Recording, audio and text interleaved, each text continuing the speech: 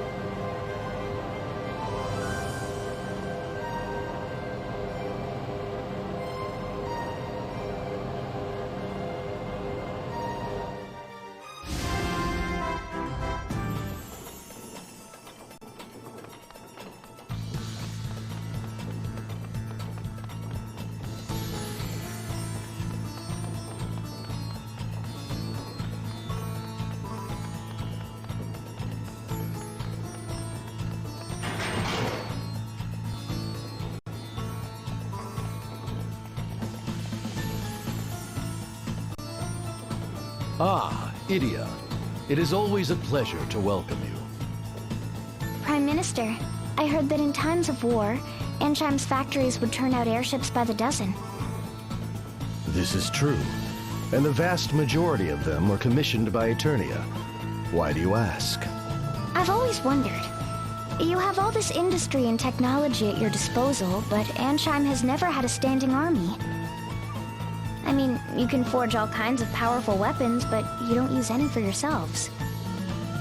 What a curious observation, Miss Edea. Are you trying to encourage us to mobilize for war? What? Oh no. Just, speaking hypothetically. Ah, say no more, I understand. You have decided to follow in your father's footsteps, yes? You ask because you would know for yourself what it takes to rule a nation. Ansheim has access to weapons of great power, and yet we choose not to use them. Why not, you wonder? I do. So, why not? As you know, I'm a descendant of the Harina dynasty that once ruled this continent. But at around the time when the sands came to swallow the land, my forefathers fell to the Cammers, ancestors of the former king. Though it boasted one of the mightiest armies in the land, the Harina dynasty could not halt the march of time. Born in exile, I immersed myself in books, studying the history of nations, of power and might. Meanwhile, King Cammer devoted himself to industry. He dreamed of one day commanding an airship fleet that would rival the duchies.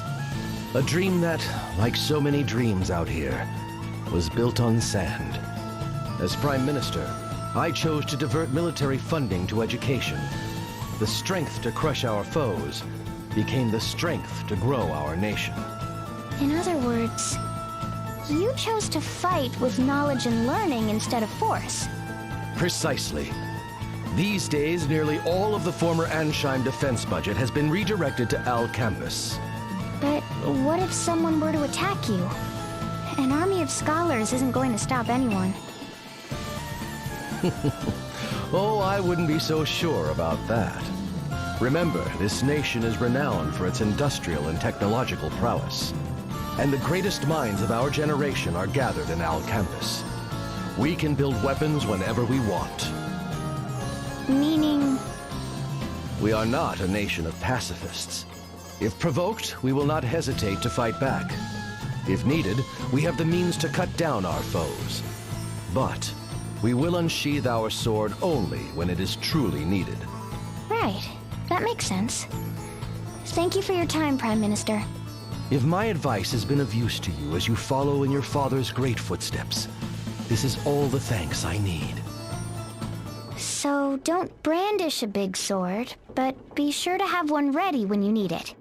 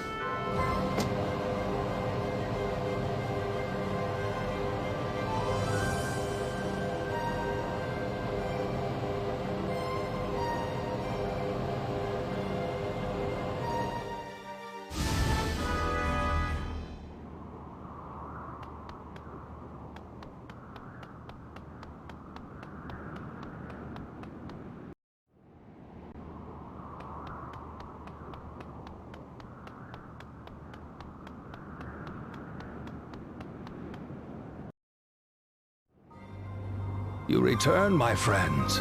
A welcome sight. What brings you back to the home of the Sagitta? The SP cannon has the power to annihilate any foe. If a strong sword is truly needed to rule a people, the Sagitta would know. I would seek your wisdom, Elder. And I would hope that I have the wisdom you seek, my child. You have in your village a super weapon capable of blasting balls clear out of the sky. Yes, I suppose we do. Well, I was just wondering, do you think you could still lead your people without that power? So you would follow in your father's illustrious footsteps, Edea. I am a humble elder of a sleepy hamlet in the clouds. I fear my advice would have little value to one who would rule a great nation. But I will answer you. Yes, the SP cannon is a weapon with the power to destroy our mortal foe. Such power might seem excessive and unbefitting our small mountain village. And yet there are Baals everywhere, and they threaten not just our people, but all who live in this world. Left unchecked, these fiends would destroy humanity, and we have the power to stop them. Whether this power is essential to govern my people, I cannot say. But it is a power that I would be a fool to relinquish. But what if someone tried to use this great power for evil? What then? This is, of course, a danger. Why, even used in good faith, an artifact of such power can have unforeseen and terrible consequences. But if we rejected this power out of fear, then what would happen to this world? Our foes would still be there, and who would hold them in check? When confronted with an unrelenting foe, what responsible leader would not take weapon in hand and destroy them? Your mind hears my words, yet your heart remains unconvinced. No, it's not that. It's just... It is all right, child. It is good to doubt. The question of how best to rule a nation is one with no easy answer. maybe the sword is the answer.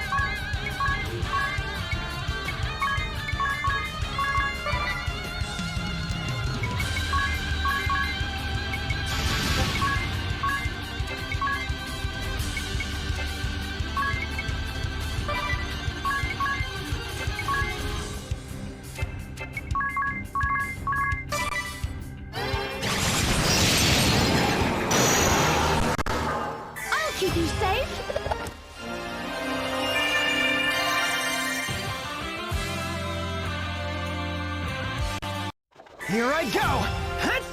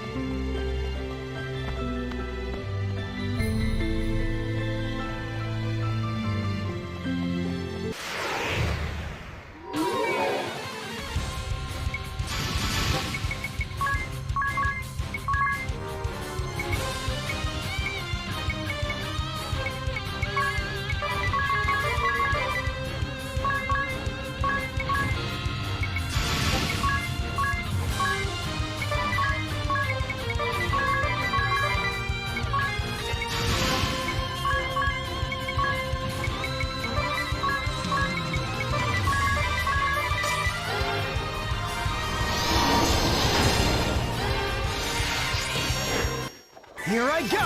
Hut!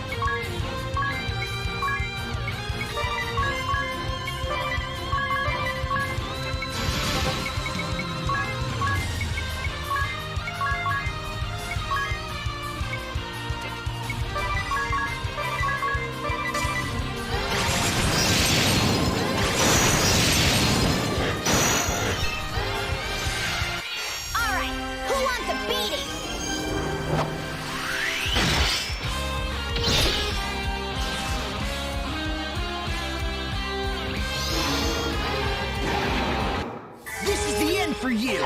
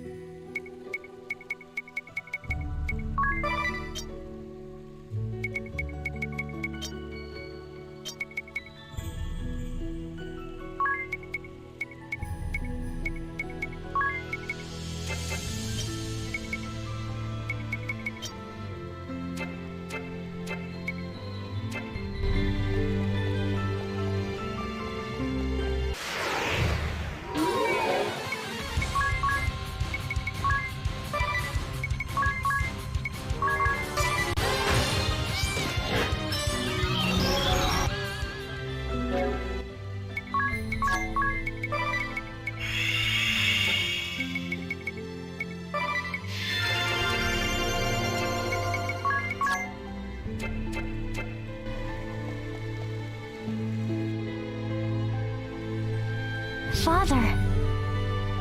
It is said that the mystic thread used to weave the garb of the Vestals comes from this cave. But it is more than that to me. This is where your mother and I were once sheltered by the sage of Yoyana. It is the place where we were blessed with a strong, beautiful daughter. And the place where I made my resolve to take back this nation and rule it by my own ideals. Even seeing the faces of the multitudes who had rallied to our cause, our hearts still wavered. Dare we pitch our outnumbered forces against a great religious order, with the power of the crystals at their command? Dare we did. We resolved to overthrow the orthodoxy, capture the Earth Crystal, and seize the throne. But how would we rule this new nation we would forge? How would we lead the world? After 3 days and 3 nights of heated debate, on the morning of the 4th day, I mustered my army. So this is where it all happened. I see you have found the Grand Marshal's sword and shield. And yet you have equipped neither. Tell me, Edea, is this how you would answer me?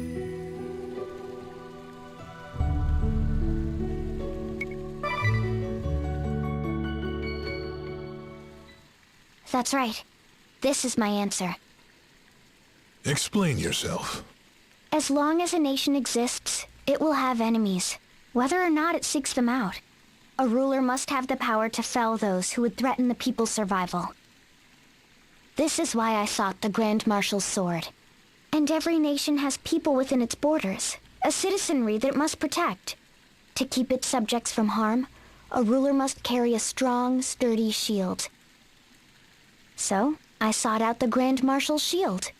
But when I took these 2 great relics, sword and shield, into hand, I suddenly felt afraid.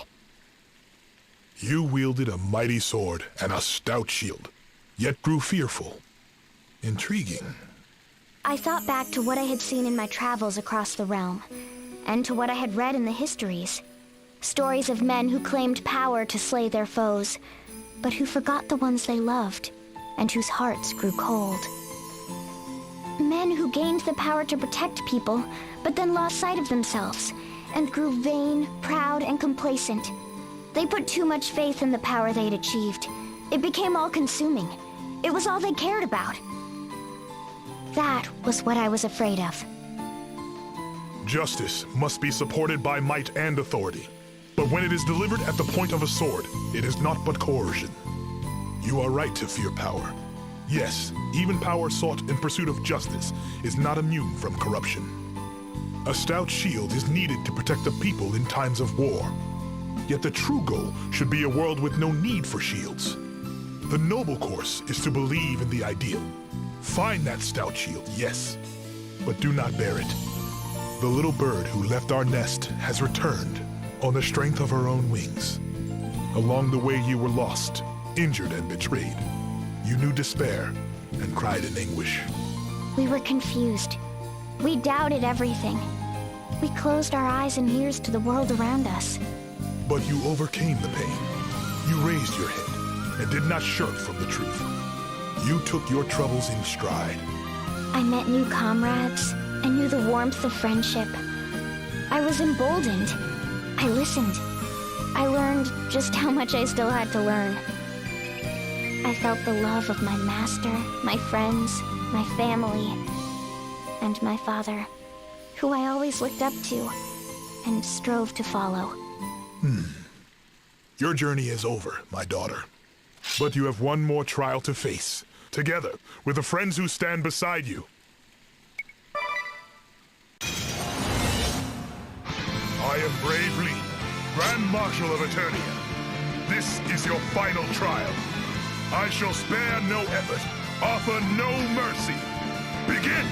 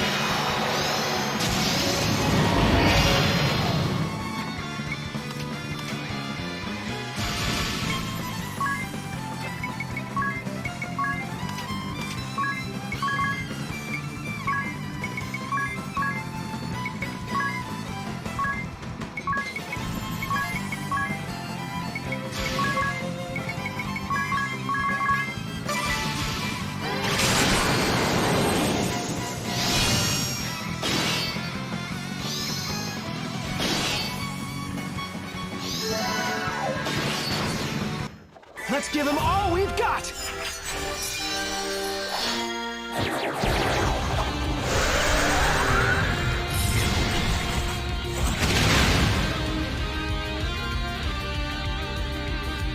Well fought, but your trial has only begun.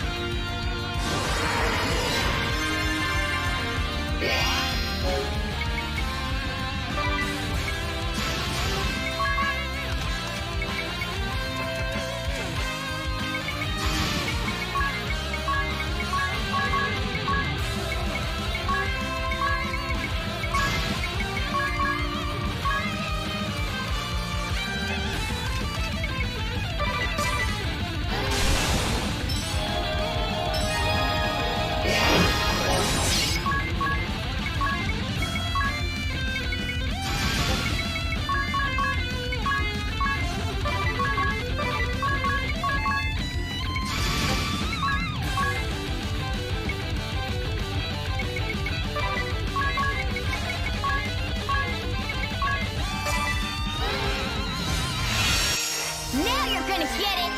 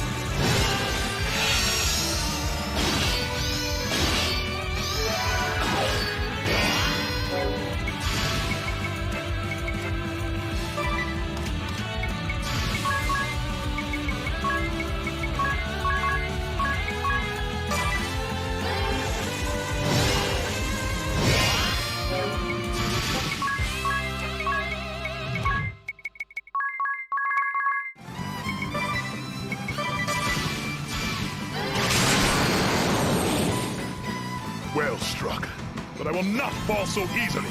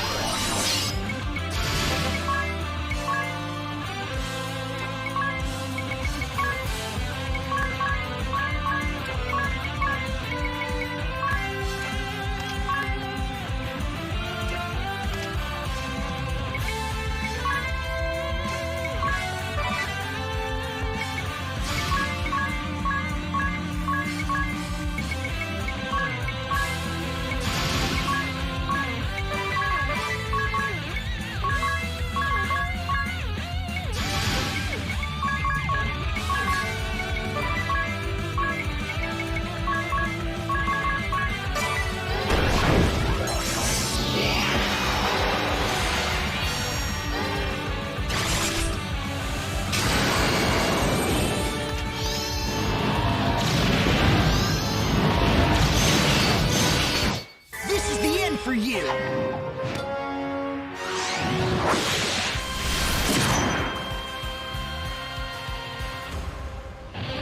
You have grown strong, my daughter.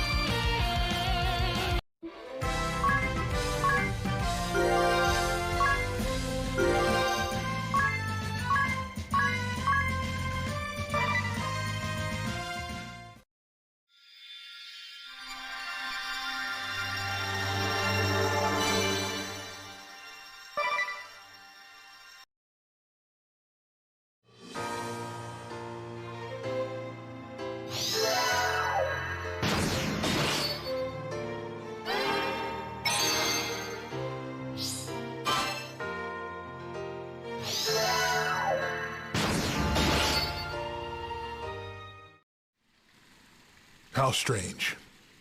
For the first time in my life, I feel no regret or frustration in defeat. Perhaps this is what I had hoped for all along.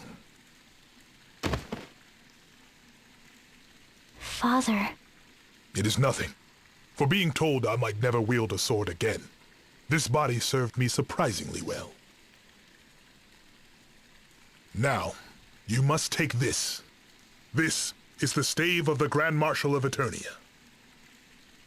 He, nay, she who bears it, holds full authority to rule the duchy. Rule Eternia? Me? Yes. You have shown that you possess the strength to cut down your foes, the strength to protect your people, and most of all, the wisdom to know that though you possess both, you need not use either. Go forth and rule in wisdom, Grand Marshal Edea Lee.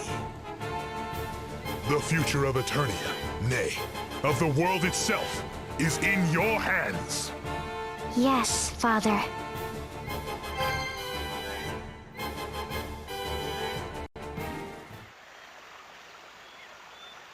Why, Edea? Mother? What's going on? Your father and I have decided to move out here to the woods. Seriously? But isn't this the Wise One's place? It certainly is. Or was. From what we've heard, he hasn't been around here in quite some time. I've been thinking of renaming the place Brave Lee's Needleworks. And Sage Ilyana is okay with this? Don't worry, dear. The old sage could never get angry at me. But listen, Edea, I'd like you to have a word with your father. About what? His armor. Even though we're retired and living here in the woods, he refuses to take it off. I have grown accustomed to the proper ballast it provides. If I took it off, the next stiff breeze might carry me clear into the sky. I think I'll stay as I am for now. The Full Metal Seamster, huh? That's gotta be a first. Sir, the delivery you asked for. Alternus, I've been waiting for you. Fabric and thread just as you asked. If you exhaust your supply, simply say the word and I shall procure more. Thank you, Alternus. You're always so helpful. And what of the other items I requested? I have brought them, sir, but are these truly what you were looking for? Patchwork for apprentices. 100 embroidery patterns for spring and summer. Yes, these are perfect. You're really serious about this needlework stuff, huh? Of course. Have you ever known your father not to be serious? For my first project, I believe I shall make you a quilted vest. Then again, Noble Tsuna hinted that he wanted a new tea cozy, and I promised to knit Alternus a woolen scarf. Before that, the armor.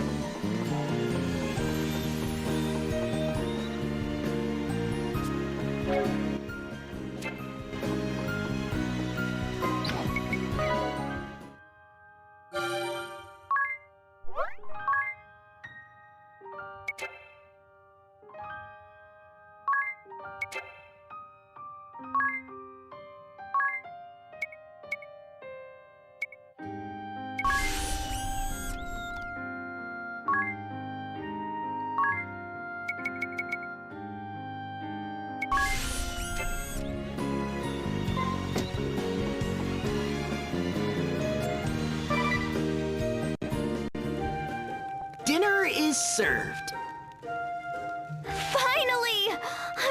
hungry I could eat a horse.